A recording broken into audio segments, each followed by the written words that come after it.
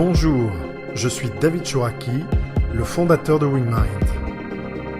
Et je vous propose aujourd'hui 7 conseils pour réussir à changer. Nous sommes nombreux à envisager chaque étape de notre existence comme l'occasion d'un nouveau départ, pour changer certains aspects de notre vie sur le plan physique, personnel ou professionnel.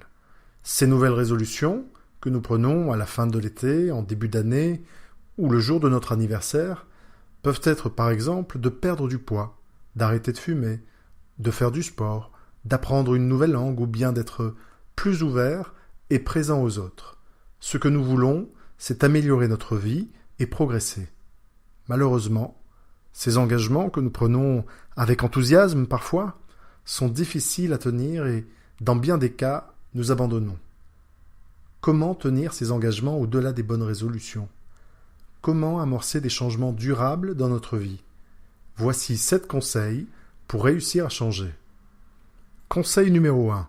Vouloir changer sincèrement. Le projet de changement doit être porté par une volonté sincère, une motivation profonde et intime. Le changement est un processus ardu qui requiert du travail, des efforts et qui est semé d'embûches. Alors si vous vous engagez sans conviction, c'est mal parti. Ne change que ceux qui le souhaitent réellement. Lorsque je demande à certaines personnes si elles veulent faire des changements dans leur vie et qu'elles me répondent « il faudrait », je considère qu'elles ne sont pas prêtes. « Je veux » est à l'origine du changement. Le changement ne doit pas être une injonction, une obligation, mais plutôt un souhait, un besoin, une envie. Il ne doit pas être imposé par l'extérieur pour plaire à l'entourage ou satisfaire aux usages de la société, mais plutôt être un enjeu très personnel, qui suscite une adhésion profonde. Alors si vous voulez changer, cultivez votre motivation. Demandez-vous pourquoi vous en avez envie ou besoin et en quoi c'est important pour vous. En quoi ce changement pourra vous être bénéfique. Conseil numéro 2. Fixez des objectifs SMART. Une fois votre motivation établie, il vous faut fixer un cap clair et des objectifs pour être capable d'engager l'action, mais aussi de la poursuivre quand vous rencontrerez des difficultés. Celui qui n'a pas d'objectif ne risque pas de les atteindre, disait Sun Tzu. Pour avancer avec force et détermination, il faut savoir où on souhaite aller. Un objectif bien défini doit être exprimé de la façon la plus claire possible. Il doit être SMART en 5 lettres. S comme spécifique, simple à comprendre, clair, précis et compréhensible par tous rapidement. M comme mesurable, quantifié ou qualifié. On doit définir un seuil afin de savoir quel est le niveau à atteindre, la valeur de la mesure à rencontrer. A comme ambitieux et acceptable. Suffisamment grand, ambitieux pour qu'il représente un défi et qu'il soit motivant, et acceptable parce qu'il doit évidemment être accepté par le ou les participants. R comme réaliste, accessible pour ne pas décourager. Et enfin T comme temporel, défini et délimité dans le temps avec une date butoir et éventuellement des dates intermédiaires. Conseil numéro 3. S'entourer. Si le changement est une démarche personnelle, les autres peuvent toutefois être d'une aide précieuse et une source de motivation supplémentaire dans la réalisation de votre changement. Ce n'est pas par hasard que l'accompagnement d'un nutritionniste quand on veut perdre du poids ou d'un coach sportif quand on veut se remettre au sport est souvent efficace. L'autre constitue d'abord un miroir de votre progression qui vous permettra de renforcer votre engagement.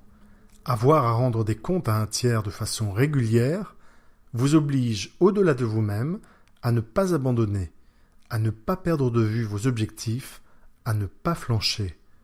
On vous regarde, on attend de vous, et c'est tant mieux, car il vous sera alors moins facile de tout lâcher.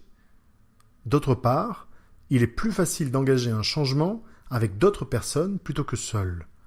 Rejoindre un collectif, une communauté qui a les mêmes objectifs que vous est un atout. Cela vous fera vous sentir moins seul, vous motivera et voir les résultats des autres développera la croyance en vous que le changement est possible. Si vous souhaitez par exemple perdre du poids, vous pouvez créer un groupe avec d'autres amis et chaque semaine partager le résultat de votre pesée, vous encourager mutuellement, échanger des conseils et des bonnes pratiques. Conseil numéro 4. Remplacez ces anciennes habitudes par de nouvelles. Dans son excellent ouvrage The Power of Habit, le pouvoir de l'habitude, Charles Duhigg nous explique comment fonctionnent nos habitudes et comment les changer. Selon lui, chaque habitude suit une boucle composée de 3 éléments. Il y a d'abord un signal qui déclenche chez nous une routine, un automatisme. Cette routine, activée par le signal, peut être physique, mentale ou émotionnelle. De cette routine découle une récompense qui, si elle est satisfaisante, renforcera le lien entre le signal et la routine. Pour Duhigg, afin de modifier une habitude, il faut remplacer une routine existante par une autre routine. Pour cela, il faut repérer le signal et la récompense induite. Ensuite seulement, vous pouvez mettre en place un plan pour remplacer l'ancienne routine. Prenons l'exemple d'une personne qui fume pendant la journée. Elle se rend compte que chaque fois qu'elle fatigue et se sent moins efficace à son travail, elle sort fumer. Voici le signal. La récompense recherchée est de faire une pause pour se changer les idées. Si elle veut arrêter de fumer, il lui faut alors réfléchir à d'autres moyens de recharger les batteries quand le signal se présente. Cela pourrait être de marcher quelques minutes, de boire quelque chose, ou bien encore de discuter un peu avec des collègues. Conseil numéro 5. Identifier ses habitudes clés et muscler sa volonté. Charles Duhigg nous parle également d'un autre concept très intéressant, les habitudes clés. Les habitudes clés sont ces habitudes qui, une fois mises en place, ont un effet domino et déclenchent une réaction en chaîne positive sur d'autres aspects de notre vie. Il nous faut donc identifier ces habitudes clés et commencer par se concentrer sur une ou deux. Par exemple, faire de l'exercice est une habitude clé. Si vous vous mettez à faire du sport, vous allez ensuite naturellement soigner votre alimentation, être plus efficace au travail, vous sentir moins stressé. Commencez par changer une seule chose, même toute petite, vous permettra de vous mettre en mouvement, mais aussi de développer votre volonté, votre discipline, la croyance que le changement en vous est possible. Cet entraînement d'ordre mental et psychologique sera un atout pour mettre en œuvre d'autres changements plus ambitieux par la suite. Conseil numéro 6. Instaurer des routines le matin. Hal Elrod nous explique dans son livre The Miracle Morning à quel point la mise en place de routines le matin a changé sa vie. Chaque matin, il se lève un peu plus tôt et dédie 60 minutes à la méditation, l'exercice physique, la lecture, l'écriture, la visualisation ou encore les affirmations. Il invite ses lecteurs à mettre en place de telles routines pendant 30 jours pour que celles-ci s'inscrivent durablement dans leur quotidien et deviennent des habitudes.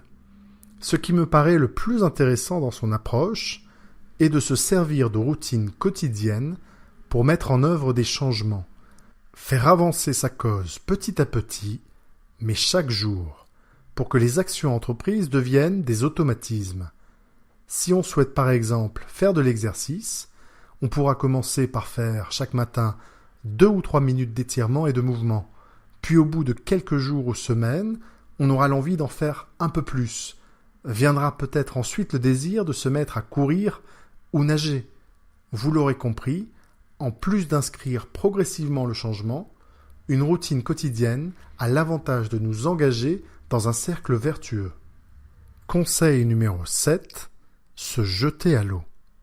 Parfois, on veut profondément changer, mais on n'y parvient pas.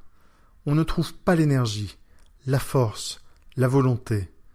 À ce moment-là, il ne faut pas être trop à l'écoute de ses émotions ou de ses pensées.